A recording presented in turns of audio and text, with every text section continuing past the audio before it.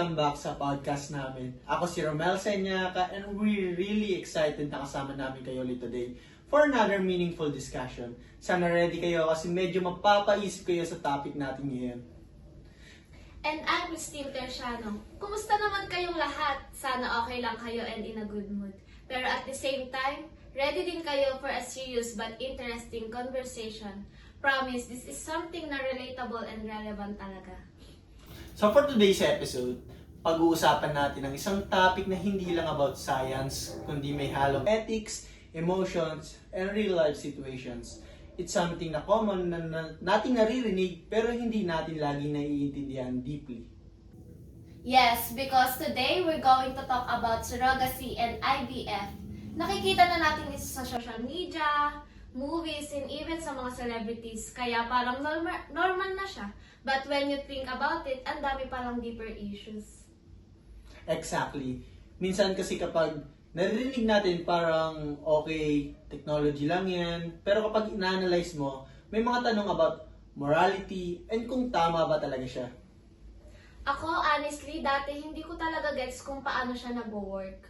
Pero nung nalaman ko, parang napaisip ako na hindi pala siya ganun kasimple. Same here. So, para mas clear sa lahat, quick explanation lang. Ang IVF or in vitro fertilization is a process kung saan pinagsama-sama yung egg and sperm outside the body.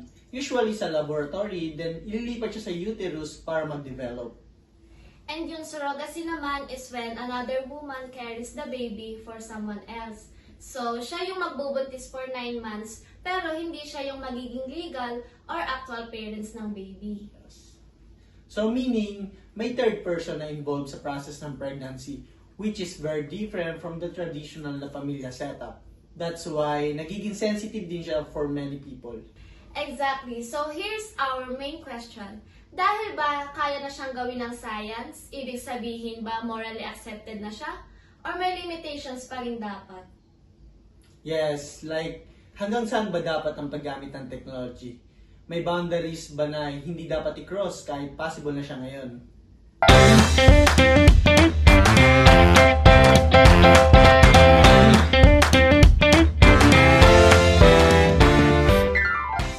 So for today, we'll explore both sides using modern perspective and natural law theory para mas balance yung discussion natin.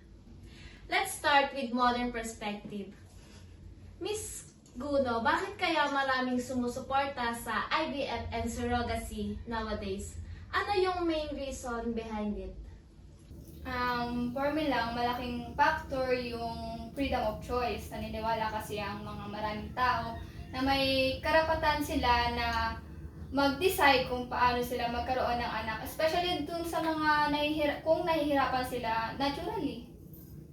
I agree with that, Miss Gono, and especially for couples na matagal na nagtatry na pero hindi talaga possible na mabigyan ng anak. So, IVF and surrogacy become a source of hope and happiness sa mga couples.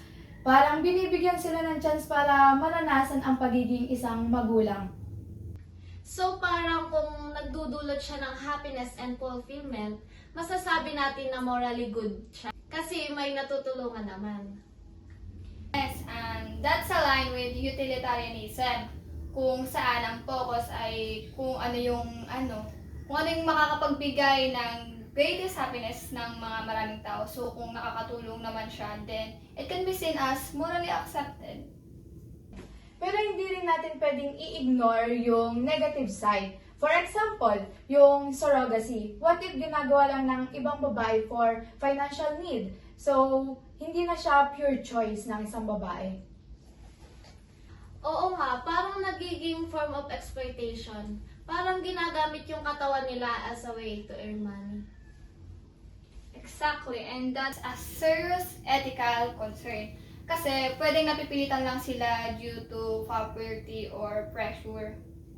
And emotionally, mahirap din. Imagine carrying a baby for 9 months. Then, ibibigay mo siya sa iba kahit sabihin mong prepared ka, possible pa rin na ma-attach ka dun sa baby na dinala mo for 9 months.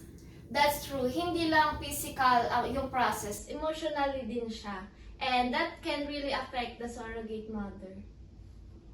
Another issue is the child. May right ba siya na malaman kung paano siya nabubuo? At kung sino yung biological surrogate mother niya? And sa IVF, since maraming embryos ang ginagawa, hindi lahat nagagamit. So what happens to those embryos unused?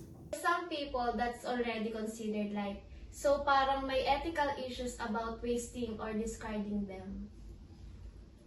Yes, so kahit sa modern perspective siya, hindi siya perfect. May benefits pero may serious concern din.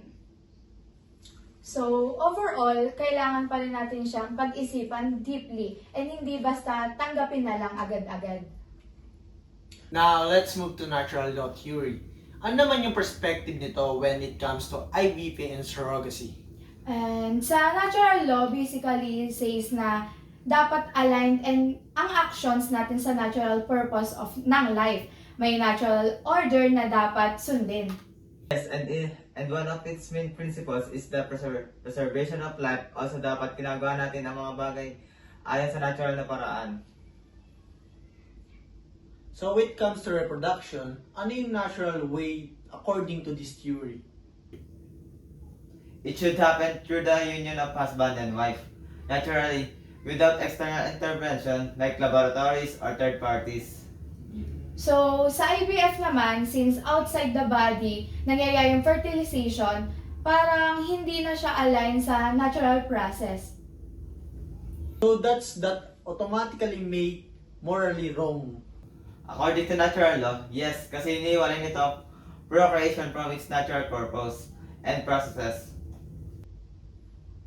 What about surrogacy naman?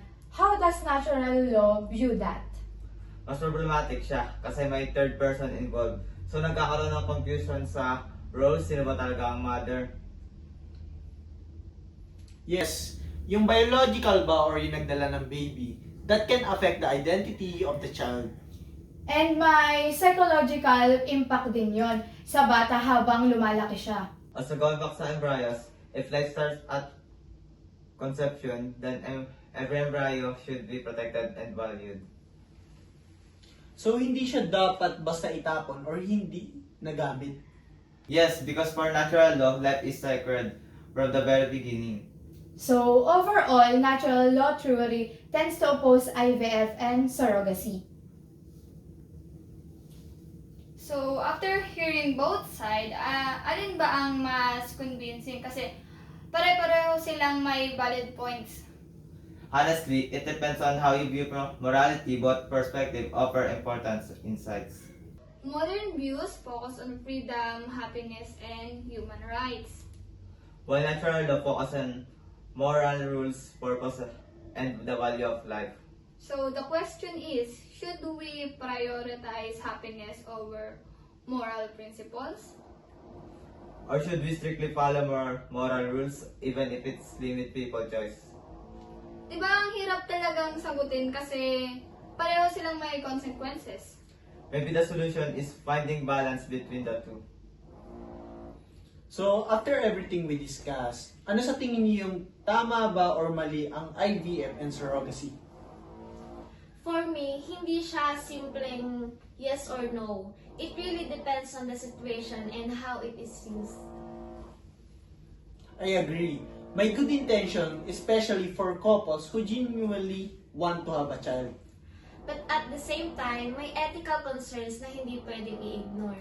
So maybe the best approach is to use it with responsibility, awareness, and respect. And always ask, fair ba ito for everyone involved?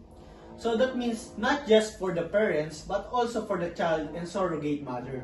Because at the end of the day, hindi lang ito tungkol sa science. It's about human life, dignity, and morality. At dito na nagtatapos ang aming podcast. Una sa lahat, maraming salamat sa ating mga bisita. Thank you, thank you, thank you. Thank you, thank you. Thank you. At maraming salamat din sa ating mga viewers. Nawa ay marami kayong natutunan sa naging discussion namin about IVF and surrogacy. Again, ako nga pala si Romel Senyaka. At ako naman si Christine Terciano. Ito ang Viva Talks!